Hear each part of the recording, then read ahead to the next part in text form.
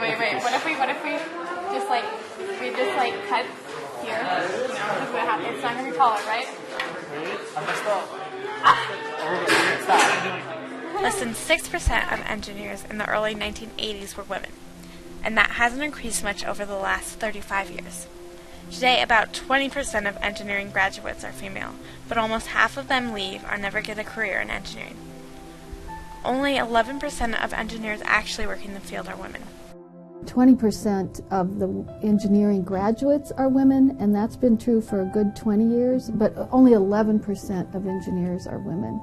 And again, that's been consistent for over 20 years. So somewhere along the way, half of the women who graduate in engineering don't continue in the field.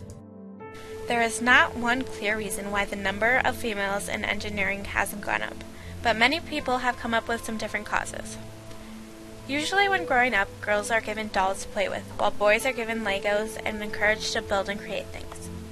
Engineering isn't being suggested to most girls.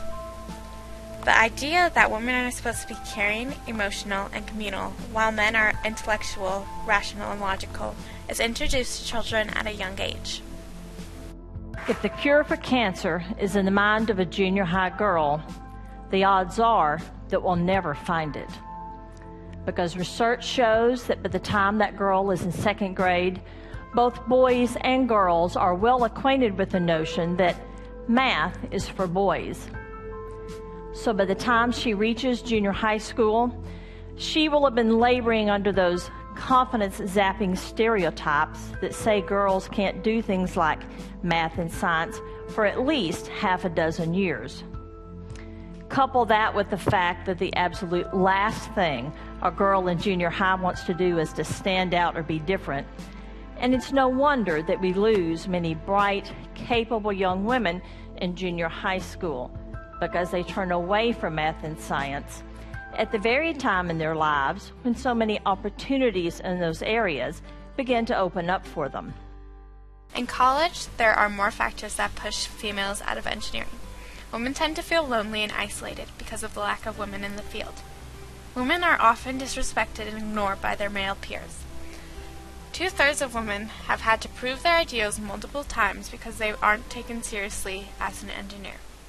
Many women lack confidence in their skills and intelligence, even though most of the time they are doing just as well, if not better, than their male counterparts in classes. It's our society, our culture, if you will, because we're the ones, whether on purpose or unintentionally, we perpetuate those antiquated, inaccurate, and to be perfectly honest, damaging stereotypes that say things like girls can't do engineering and science. But it's more than that. You see, those stereotypes fuel a lot of what's called implicit or unconscious or unintentional bias against women in engineering and science. And that implicit bias, it turns out, is more damaging than the stereotypes themselves. You see, implicit bias affects our attitudes, our reactions, our expectations of women in engineering and science. It also fuels a continual stream of what are called micro inequities or micro insults aimed at women. Things which by themselves may not look like such a big deal, but collectively, together, over a career, over a lifetime, they can add up to a lot. And they can make it really difficult for a girl or a woman in engineering or science to stick with it, to contribute, to live up to her potential, to dream. There is also the challenge of trying to balance being too feminine to be seen as competent and too masculine to be likable. In order to be thought of as intelligent, they have to act masculine but are often disliked and left out because they aren't feminine enough. Over half the women in engineering have experienced backlash when they displayed a stereotypically masculine behavior like speaking their mind or being decisive. Females tend to be seen as too ambitious, too assertive, or too confident for acting in the same manner as their male peers. Their supervisors were had what we would call incivil behavior. They were actively undermining them, they were belittling them, insulting them, talking behind their back, doing everything to pull down their performance, really. And it was just beyond the patronizing, condescending attitudes that some people had reported. So it was active behaviors to undermine their work performance and productivity. Even more challenges arise when women go into the field.